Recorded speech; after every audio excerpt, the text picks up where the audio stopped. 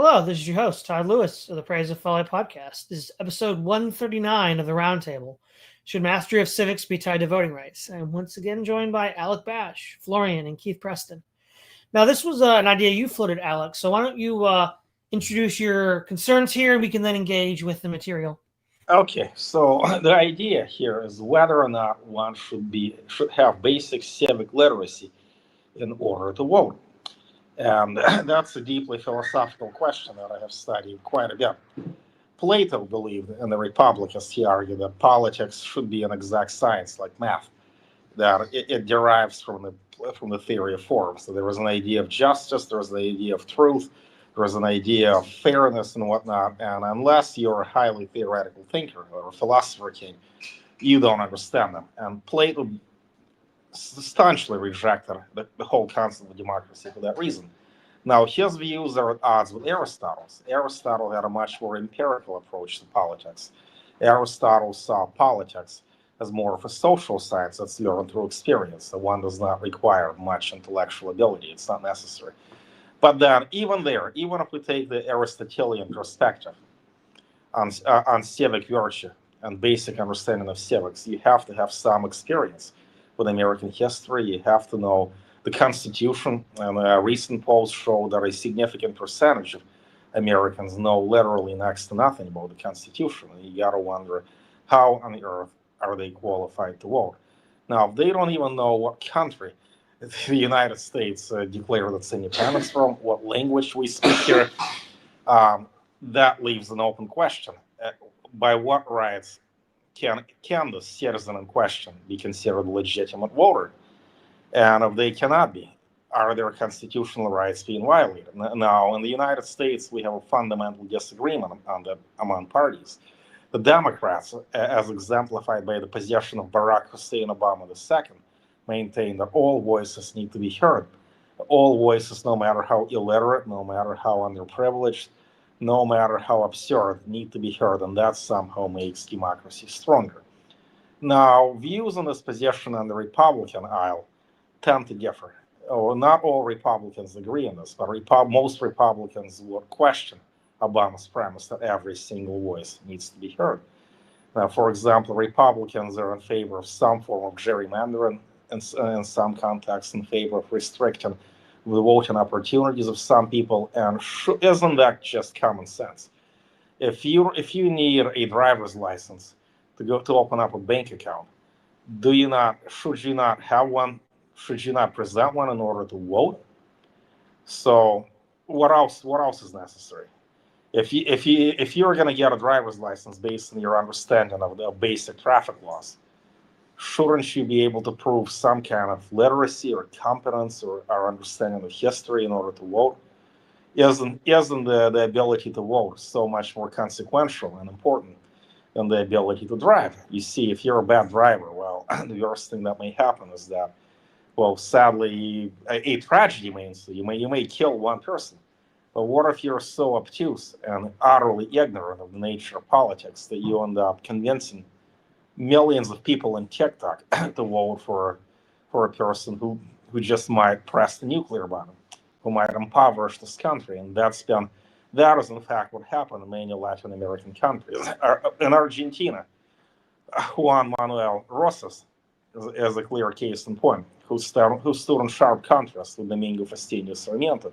Rojas, was a nationalist populist who was quite similar to Francisco Franco in that sense. He was a Catholic nationalist populist, and his opponent, Domingo Faustino Sarmiento, who is widely regarded as the intellectual forebearer of Argentinian system of education that is quite similar to the tradition in Europe, was a critic of Rojas. He argued that the ignorant and the uneducated would choose Rojas. And Domingo Faustino Sarmiento's point of view is quite relevant to the United States as well. Look at what happened in Argentina. Juan Domingo Perón, and even before him, Hipólito Yrigoyen, they were populists who were, in many cases, elected by the ignorant mob. What happened in Russia? Vladimir Lenin was largely supported by an ignorant mob, although he didn't quite win an election. Communism is often a result of what? in many countries. While it is spearheaded by the intellectual elites who are maybe upper middle class, yeah, their supporters are often quasi-illiterate peasants.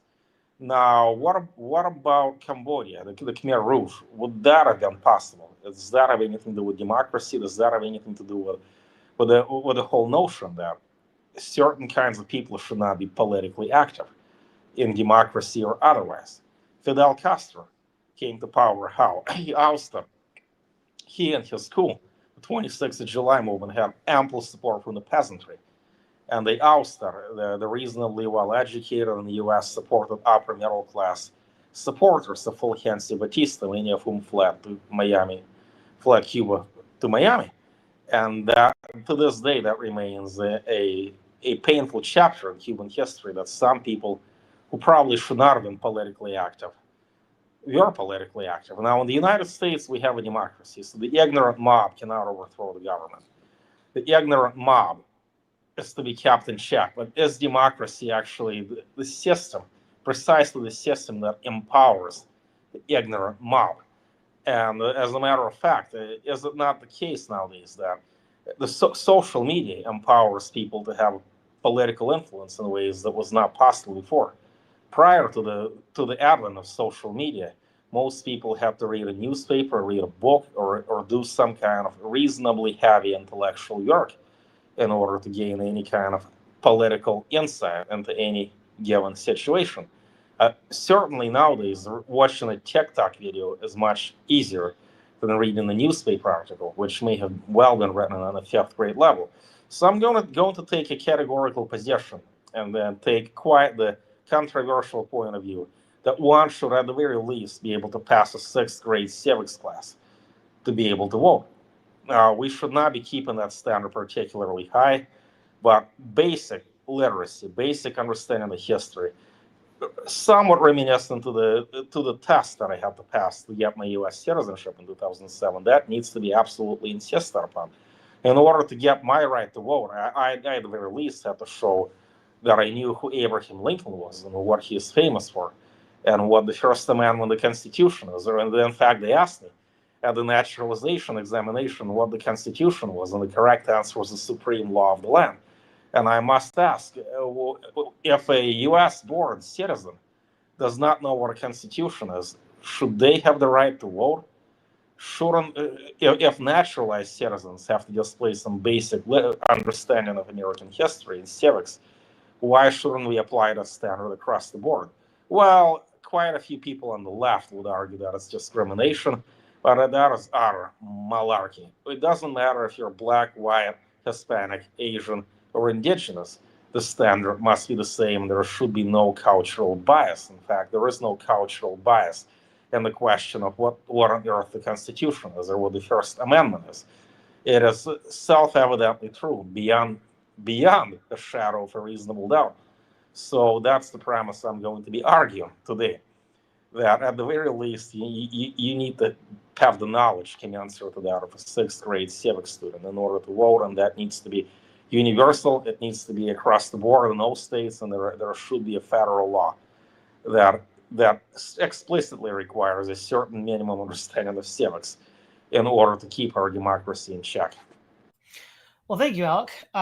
I'll weigh in on this next.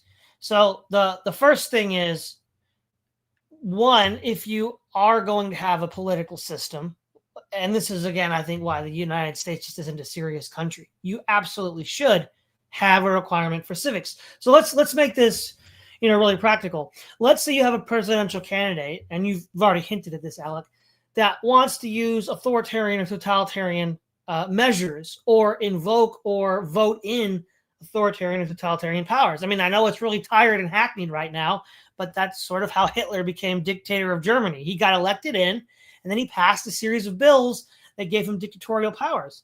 If you don't know anything about the political process, if you don't know anything about politics, and you just vote for a candidate based on feels, you could literally, you shouldn't be allowed to vote, because then you run the risk of voting in a dictator.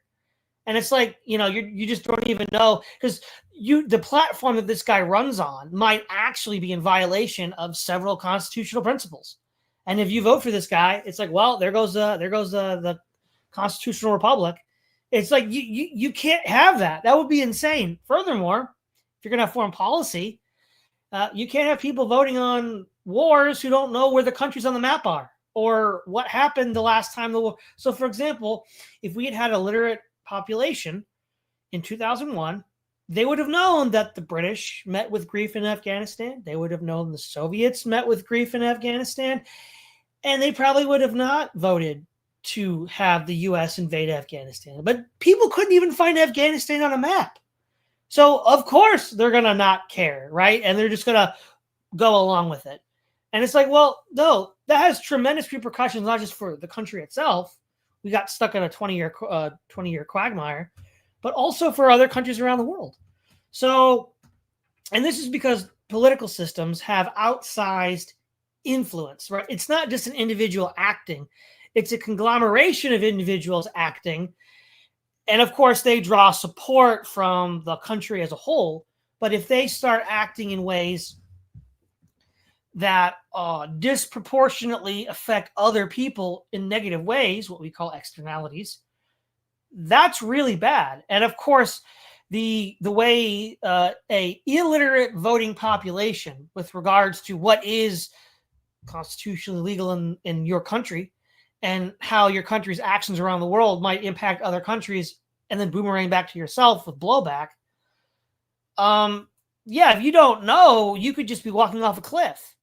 Another good example would be the Athenian expedition to Syracuse during the Peloponnesian War. Now, obviously, the Athenians were much better educated about politics and their own political system than Americans today. But even that led to this runaway disaster where they just kept allocating funds for this invasion that was never going to work. And then Alcibiades, the guy who was supposed to lead the expedition, gets sacked because he gets caught up and he has to leave the country because he gets accused of disrespecting the gods with certain of his followers defacing some statues. And then they put the opponent of the expedition in charge. This is a complete train wreck, guys. It's a total disaster. Now, that's with people who are, educated and literate and know what their country can do, at least in theory. Just imagine how much worse that can be if you don't have that, right? It makes it even worse. And so I'm going to say that because political systems have outsized impacts, both on other countries around them, and then if it's internal policy on its citizens, that you absolutely have to know what the laws of the land are, because you might vote in a candidate that commits criminal actions and subverts the republic, or you might start a war that hurts everybody around you and then blows up in your face, all of which could be, I wouldn't say eliminated, as we saw with Athens and the Syracuse expedition. That can still happen, but it makes it much less likely. Florian.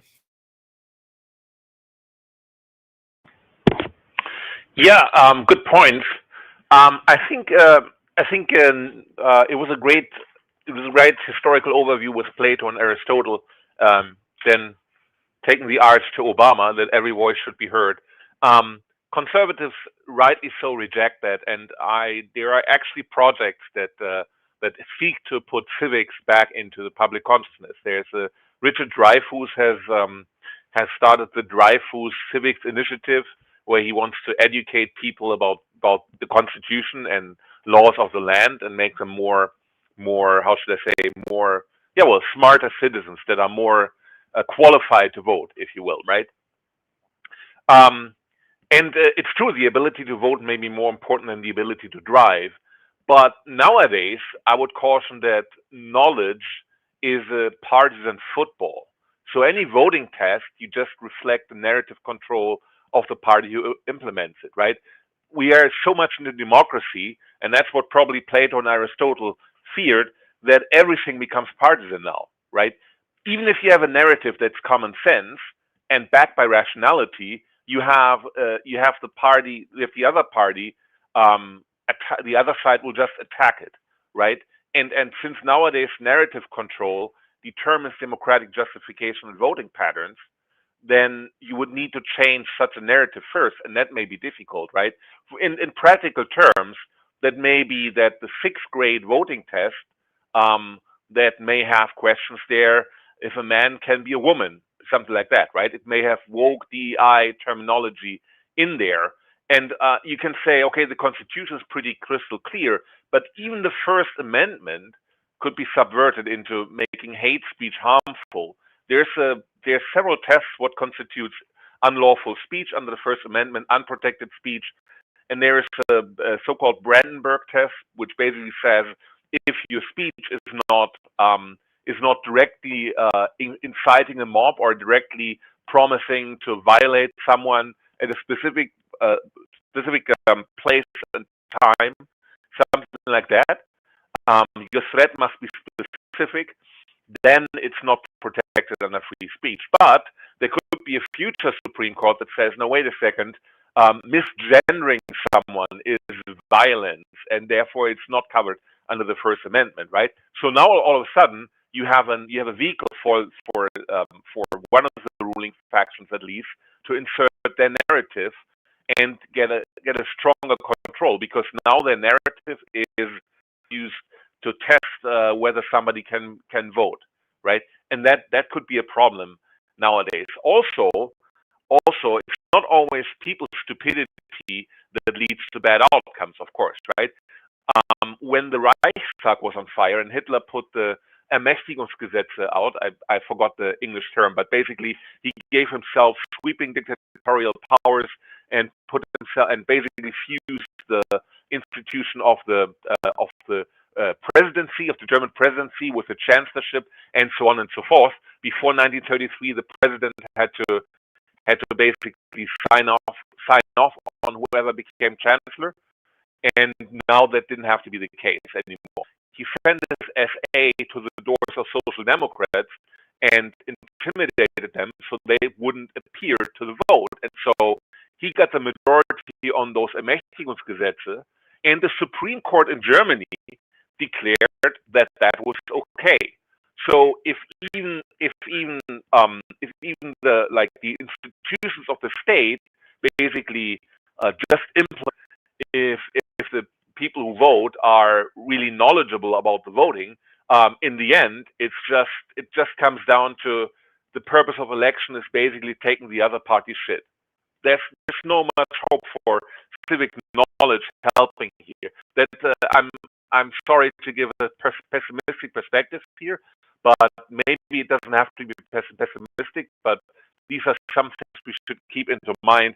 It's not having a literate voting populace is a very important and can probably help, but it may not be the be all end all. Okay, Keith. Well, all of the arguments that have been presented so far are very cogent and grounded well in the actual literature of criticism of democracy. Hans Hermann Hoppe some years ago wrote a book that's somewhat well known called Democracy, the God That Failed. When that came out, I actually wrote a very favorable review of it. That's available on the Attack the System website. It's probably still up on the Lou Rockwell website as well. I've written quite a bit about Carl Schmitt, who was a leading 20th century critic of mass democracy. The Crisis of Parliamentary Democracy was really one of the landmark works of that type.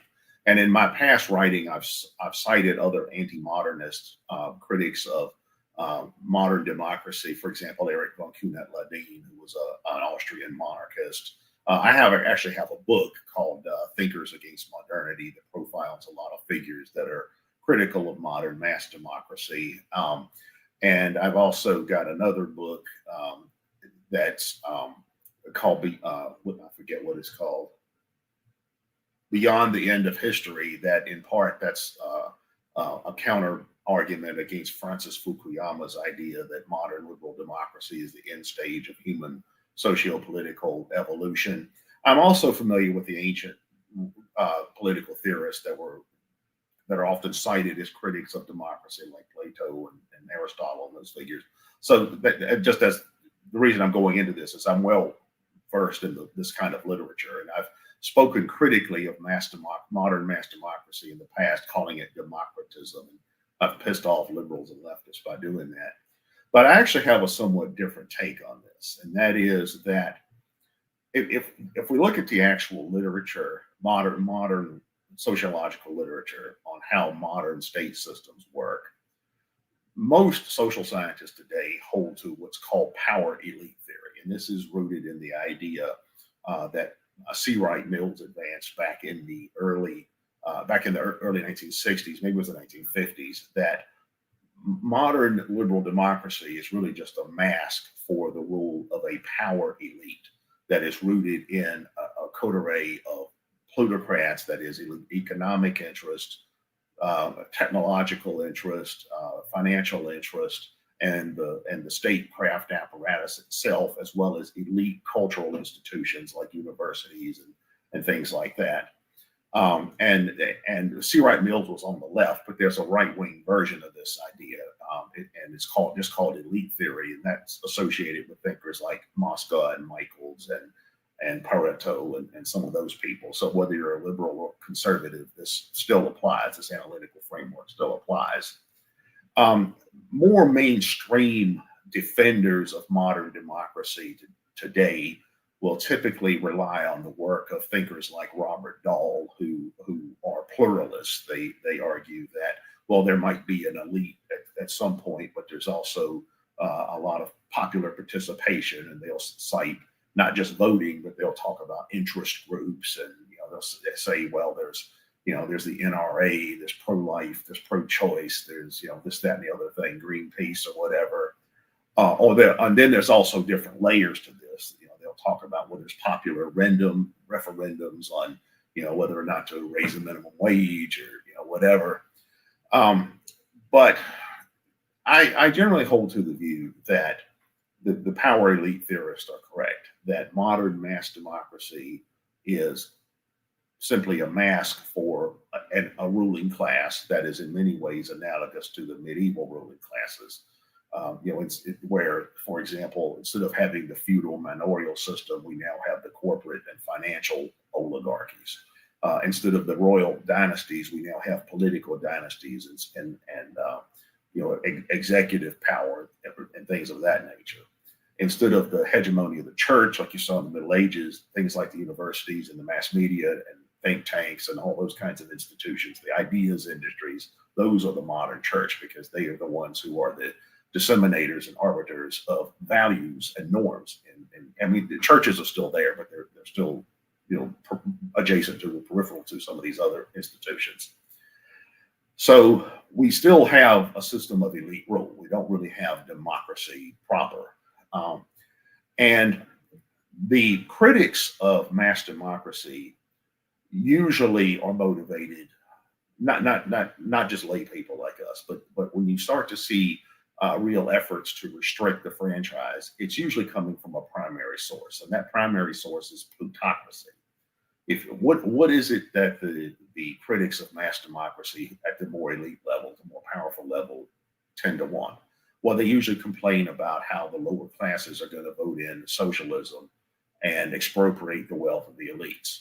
Now, my response to that would probably be something like, well, too bad, because if you look at Aristotle argued that some degree of balance in terms of wealth distribution in society is necessary, because without it, you get instability, and then that in turn invites the rule of the demagogue, who are going to promise to liberate the lower classes from the upper classes. Right? So in other words, if you go too far, and to use modern terminology, if you go too far in the direction of capitalism, it leads to socialism.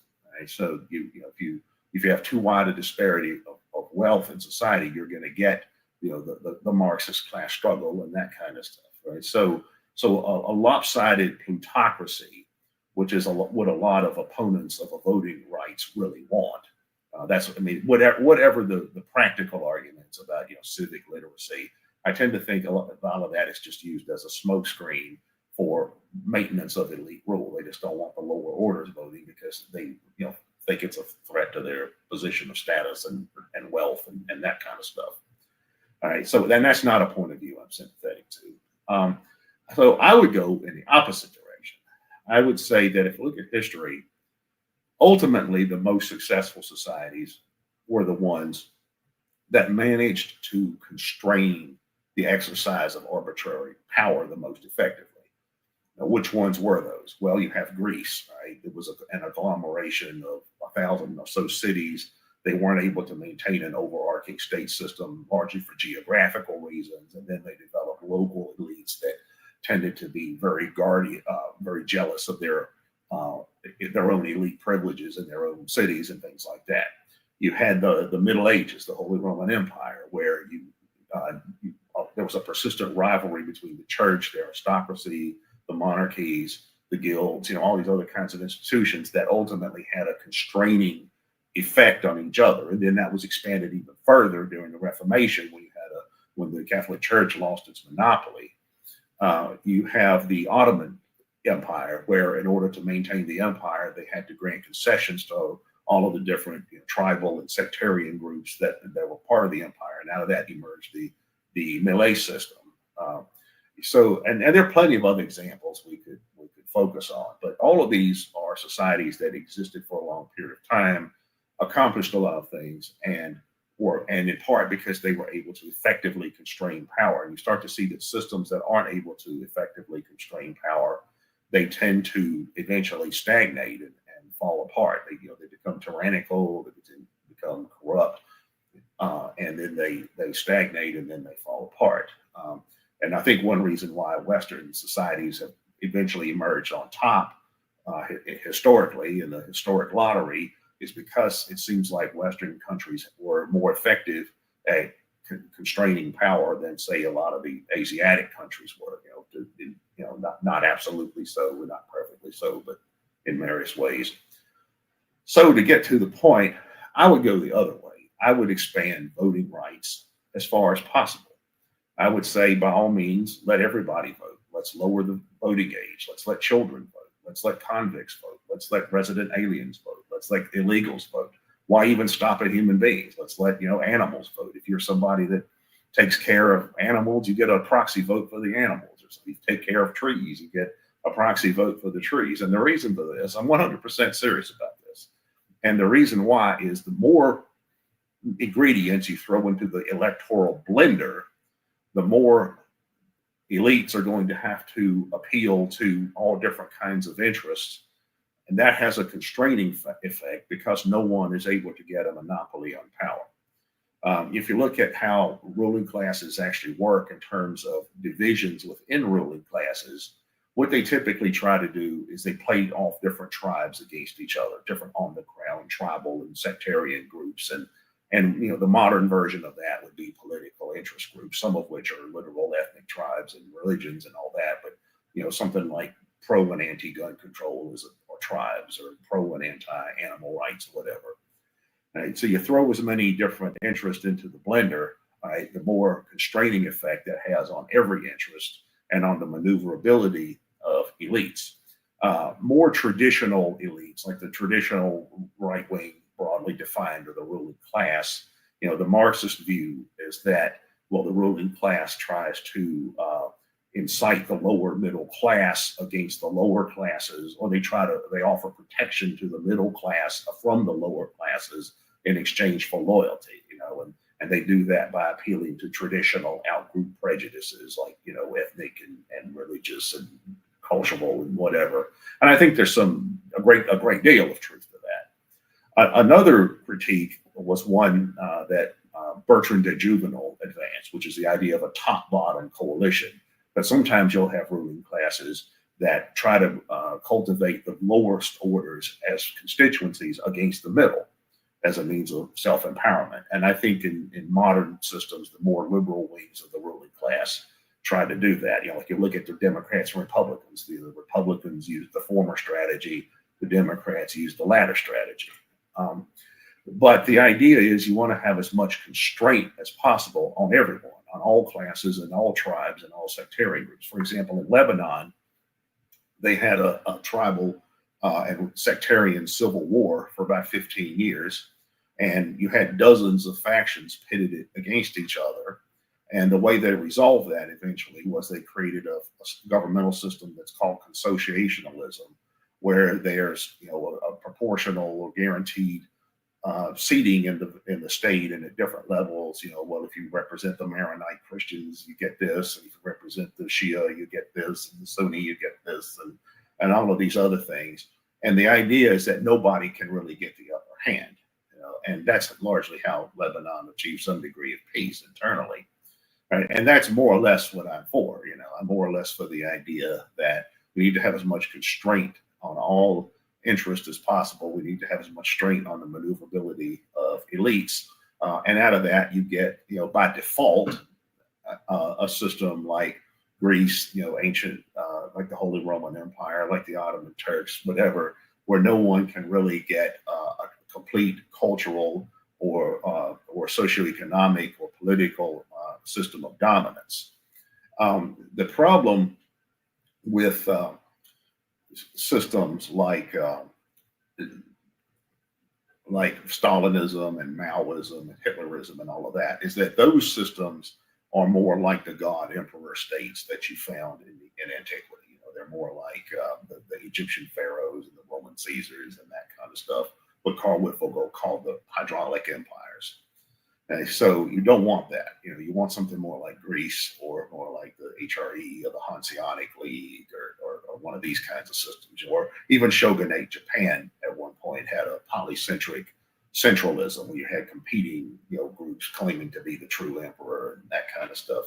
So you want to introduce as much competition to politics as possible, that in a way that has a constraining effect on all the different kinds of groups involved. And you see that in our system today. Like one thing that I like about our current system is that neither the red tribe nor the blue tribe can get complete hegemony. Instead, they have a constraining effect on each other. All right, Alek, back to you. Well, there's so much to respond to here.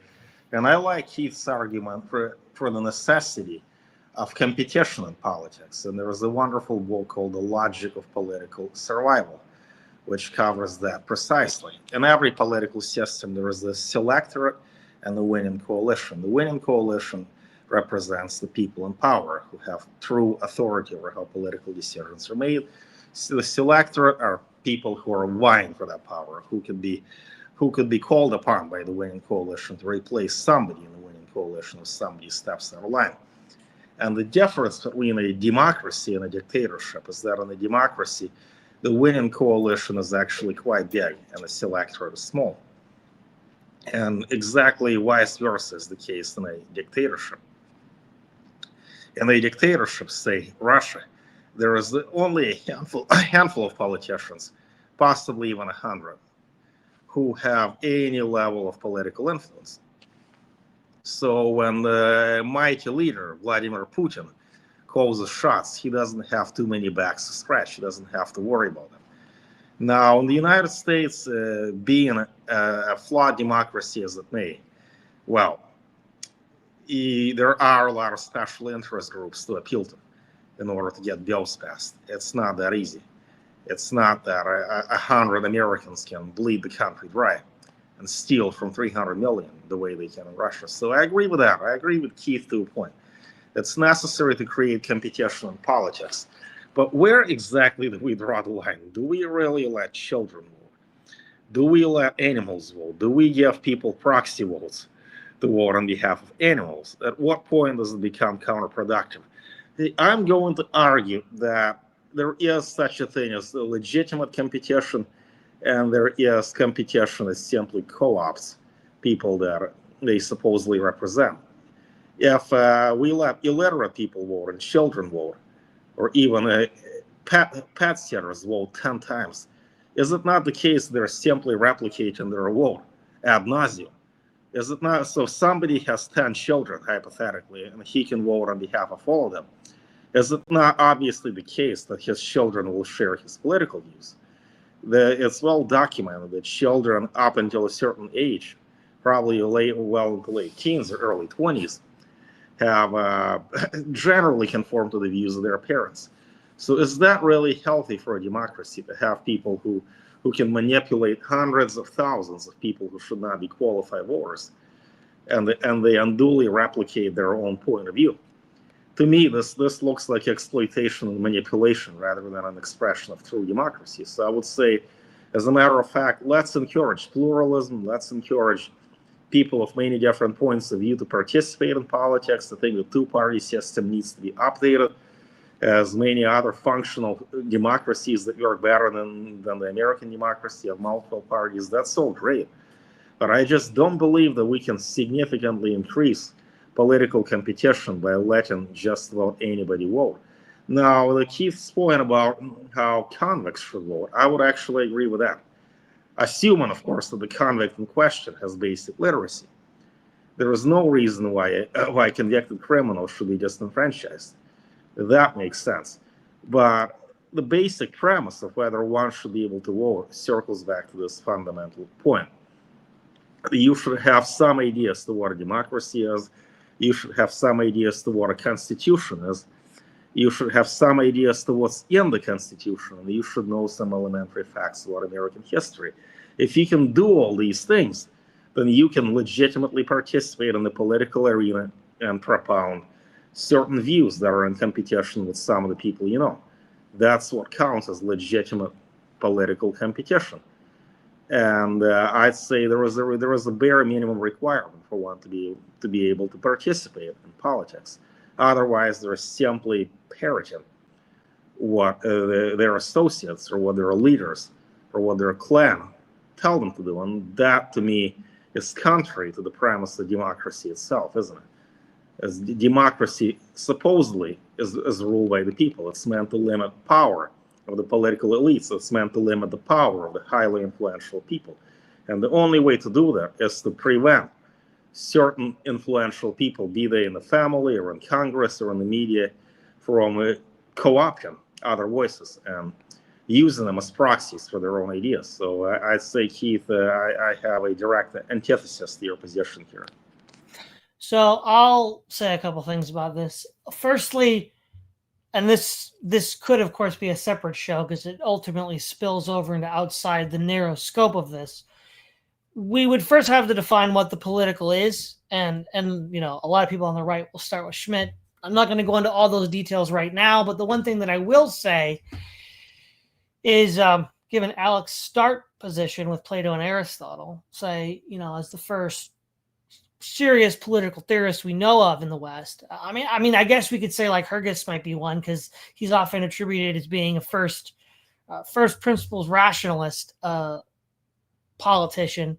For example, Polybius writes about that, like Hergus did that in a sort of rationalistic fashion, like a Platonist would later want to do.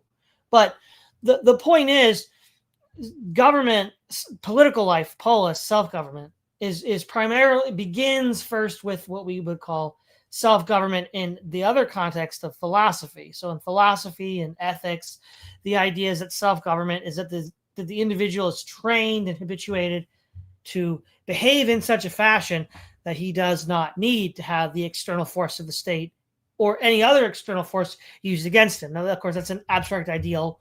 Few people achieve it. But the point is, self-government as a concept in the Western tradition does not begin as a political concept. It begins as a philosophical concept. And so, imbeciles, children, people that have mental handicaps are just not capable of meeting that threshold. They fail to enter into the domain of the political. So it's not, giving them a voice would be inappropriate in my mind because they fail to meet the threshold of what it is to be political. And then the other problem then is, let's go to war, right? Because that's the highest stakes, right? A whole nation can destroy itself by going to war. You don't want people voting who don't know anything about foreign policy and other countries, because you might attack a country that you don't even know where it is on the map. And I don't want people like that to be voting, because that can lead to disasters, not only for the country that launches the invasion, but the country that is invaded, right? And the adjoining countries. And again, children and then surrogate votes like animals, they would weigh the scales down in favor of people that are not, geopolitically literate. So therefore that they it raises the likelihood that those kinds of conflicts could occur, because as you mentioned, Alek and Florian, with the idea of the demagogue who just panders to the mob's basest instincts, he's not appealing to their reason. He's not appealing to their ability to think and plan ahead. He's appealing to their ability to, look out for themselves and to scapegoat people, right? So if you have that, you can easily have a disaster like Syracuse, which is sort of what happened. You have this demagoguery that boiled up during the Peloponnesian War, and the Athenians said they were unstoppable. And then they learned the hard way that they weren't, and their entire political system was destroyed. Now, it revived after the war was over, but still, it was a harsh lesson to learn. And I think so two things. To enter into the domain of the political, you have to be someone who is both capable of and has achieved some level of self-government, because that's where the entire concept comes from. And then second of all, because the political, so we've defined the domain of the political, and now the second thing is the effects of the political can be catastrophic with regards to people voting for war. And so I want people who are voting to actually know what this is going to entail. Because if they don't, you could just vote yourself off of a cliff and you're done, right? And this is where I would sort of agree with Smedley Butler in War as a Rocket. If you are going to vote for a war, everybody that votes for the war ought to be the first to volunteer. That would be that should exactly be the case, both elites and citizens. So that would tie into a more civics orientation and knowledge of this. It's like, okay, demonstrate you have knowledge of what this is, and then also put your money where your mouth is and put on a uniform as soon as the war is declared.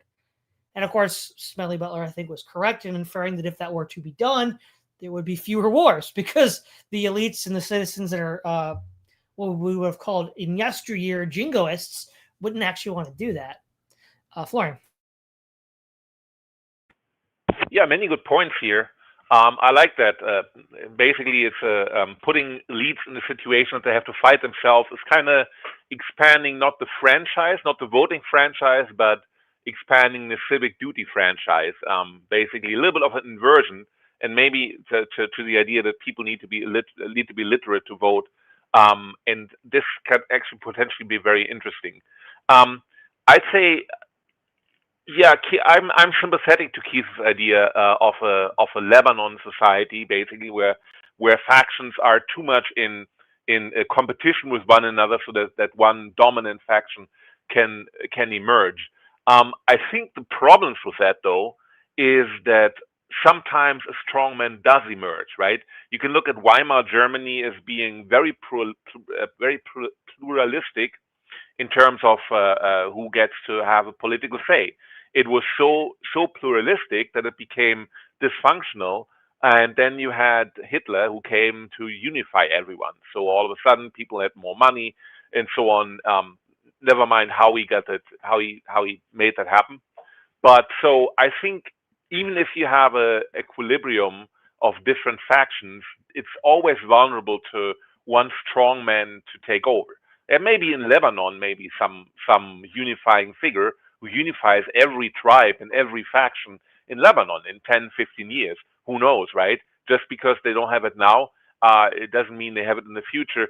Past experience, and I'm also sympathetic to the idea to give animals and trees the right to vote or have proxy votes for them. But in practice, in practical terms, what happens is something you look to Europe for that.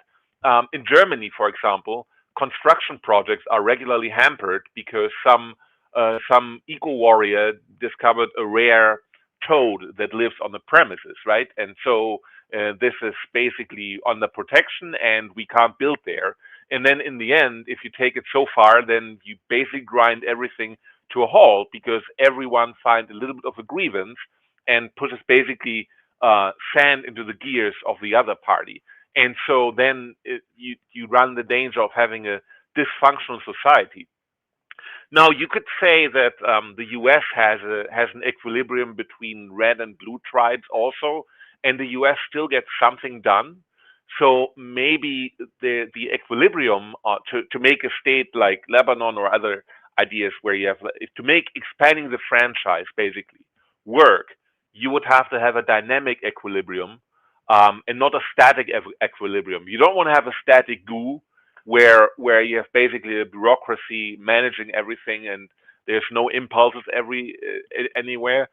But if you have a way that different factions are sometimes more active than others, that could work, right? It's more giving like a active tit for tat. I could imagine that could actually work in a broad society that is very pluralistic. But I always see this as a problem of stagnation. And I mean, let's face it. If we had such a system in Europe, if there wasn't a centralization of power in the form of modern state and all that, if we didn't have an imperial Britain, imperial France, imperial Ottoman Empire, any of these, without any of these empires, we wouldn't be where we are now. We would not be as advanced. So empires do bring advancement to humanity. And for that reason, from a pragmatic point of view, I wouldn't oppose them. I wouldn't oppose them entirely, right? And you know what? I think one way, and if you, by the way, empires don't always destroy themselves. I read like recently about the Ottoman Empire, which lasted about 500 years and then was destroyed in the middle of the 19th century because they started borrowing money. So that would, and they basically crashed down under the weight of the debt and the interest. So that would basically say that empires themselves don't perish. They perish if they allow outside influence to subvert them or make themselves dependent on outside debt. That would be a different view on empires. But I think what I think is best to keep ruling elites in check is what Todd actually suggested, that you ask elites for participation, that they have to basically bleed for the more controversial policies they want to implement, right? So they have to serve themselves. And by the way, that has been the case in the past as well, right? There was a certain noblesse oblige in medieval times. Yeah, you had some evil kings or dukes who brutally oppressed their people, but there were also some rulers that put themselves in it. They had real skin in the game, and this notion of noblesse oblige has somehow vanished from the self picture, the self image of the ruling class right now. Right now, the ruling class is just there seemingly to exploit the country, right? They just insert policies that make themselves richer, and then they don't care what happens to society. That is different from monarchies of the past, for example.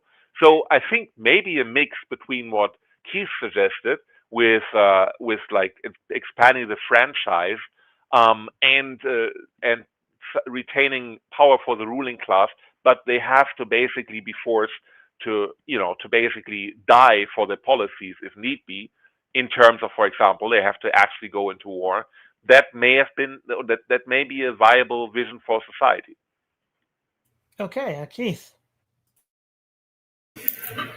Well, one of the core points that we're debating here is whether people with higher levels of education are somehow more competent to make basic decisions about the direction of society than people with lesser levels of education. And I'm inclined to say no. For example, William F. Buckley had a famous saying where he'd rather be governed by a random set of people drawn from the phone book, back when we had phone books, than from the faculty at Yale. And I tend to think there's something to that. I've never noticed that people possessing high levels of education are necessarily any more possessing of common sense than people without education. Now, it's certainly true that ordinary people will make political judgments for all kinds of foolish reasons. For instance, one of my late grandmothers would always vote for whatever candidate she thought was best looking. Back when Bob Dole was running for president, I had a girlfriend at the time who voted for him because she said she liked Dole pineapple. And you get people who make voting decisions based on this kind of stuff. But I don't know that it's really any more legitimate than other motives for voting, where, voting typically is where different tribes are voting either for some advantage for themselves or to suppress their competition. So if somebody votes simply because they think this or that candidate is the best speaker, there's sociological research that shows that tall men tend to do better electorally than short men for some kind of reason. Maybe that's less true in the era of social media and television. But I don't know that the educated classes really have that much more political sense than anyone else. For instance, Todd mentioned the Afghan War. When the Afghan War started, public opinion polls showed that 92% of Americans roughly were in favor of it. Now, I was opposed to it because I knew the United States was going to lose, based on the past Soviet experience in Afghanistan, as well as plenty of other powers before that. But most people either didn't know that or didn't care one way or the other. I mean, whenever I would tell people that at the time, they didn't seem to have any interest. It was just, we got to find the terrorist. So I don't know that knowledge really motivates people to have better political judgment. One thing they used to do in ancient Greece, one ways in which some of the democratic city-states would select their government is through a sortition system, which is similar to the way juries are picked in the United States, where it's just a pool of people and you just pick names out at random, and those people get to be on the jury. Some of the Greek cities would actually choose their government that way. Just a random selection of citizens. And if we picked Congress that way, if we just went through the voter rolls and picked 435 people or 535 or whatever it is in Congress, just through random selections off the voting rolls, like it's a lottery or something, I don't know that the results would be any worse. In fact, I suspect the results might actually be better. So I'm just not that confident in the ability of the educated classes to effectively govern. Interestingly, because many of the viewers of this program are on the political right, one thing we see nowadays is that the educated people tend to be more left-leaning, whereas the less educated people tend to be more right-leaning in terms of electoral results.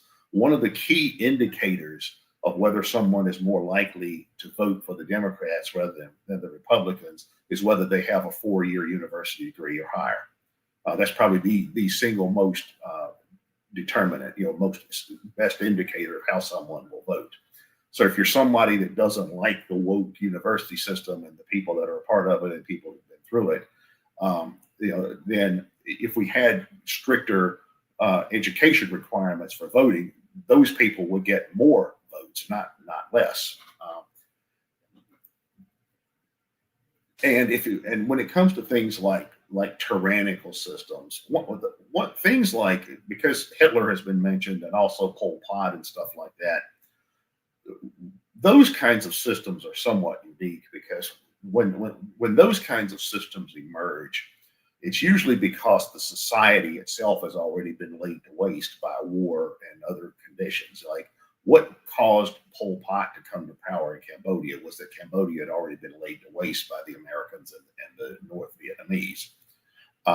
And what caused Hitler to come to power was that Germany had already been laid to waste by the Allies during the Triple Entente during the First World War, and then the American intervention, and then the insistence on the terms of Versailles and that kind of stuff.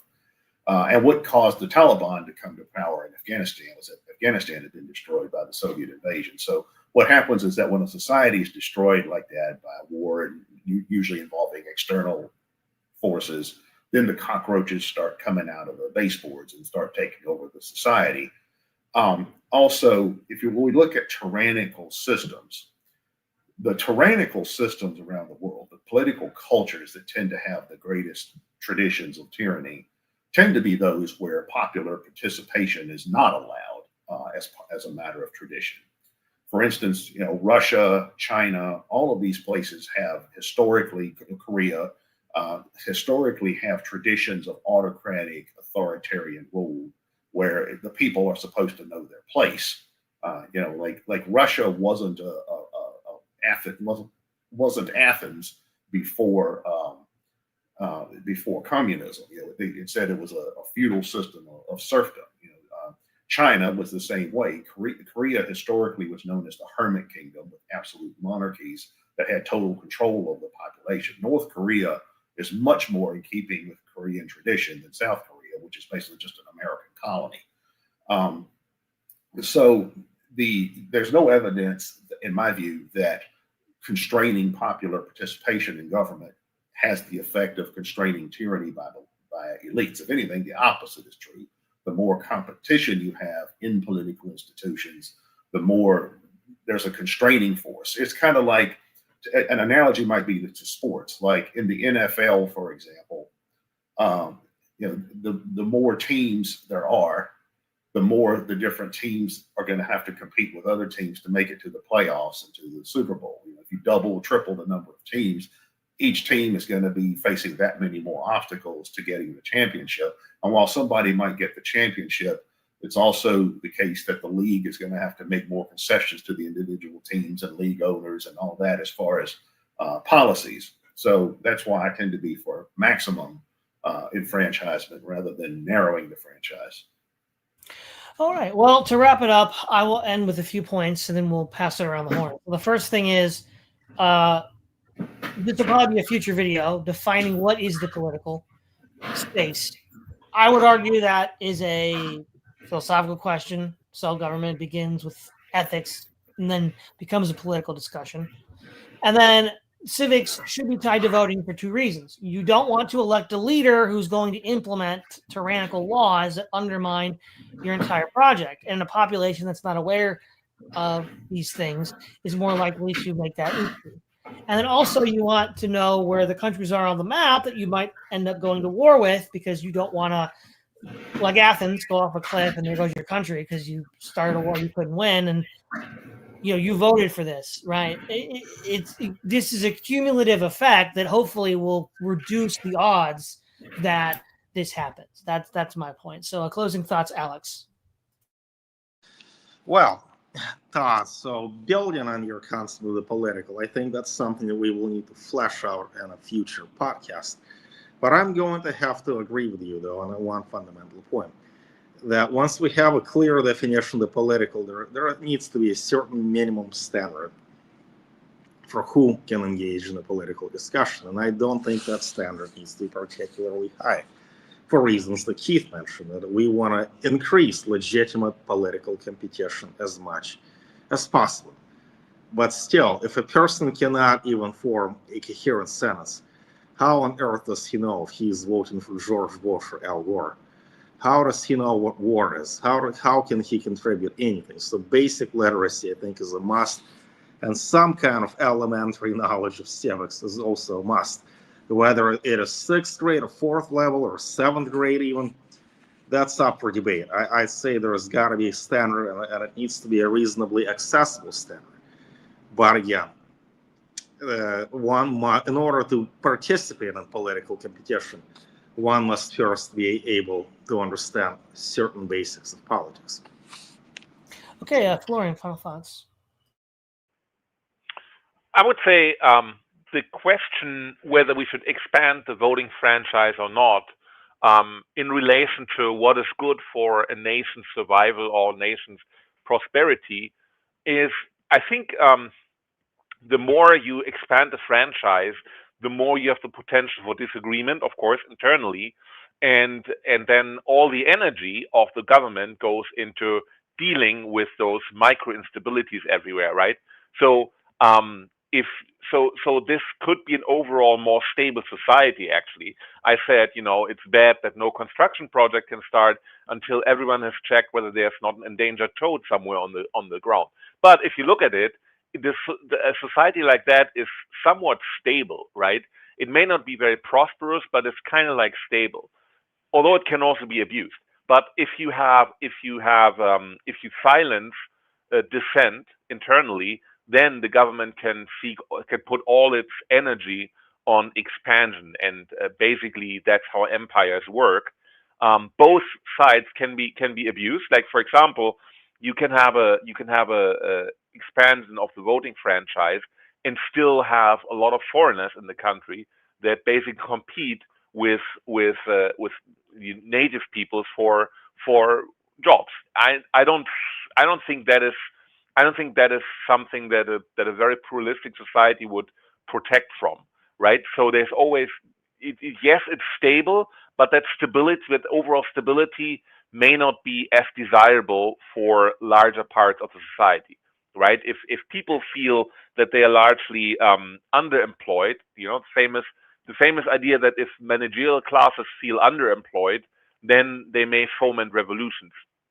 And so, but in general, the more plutocratic, or the more pluralistic a society is, the more stable, and the less pluralistic, the more the country will start looking elsewhere for expansion, because they don't have to deal with internal strife. And that's something we should think about if we talk about expanding the voting franchise or not. Okay, Keith, you get the last word today.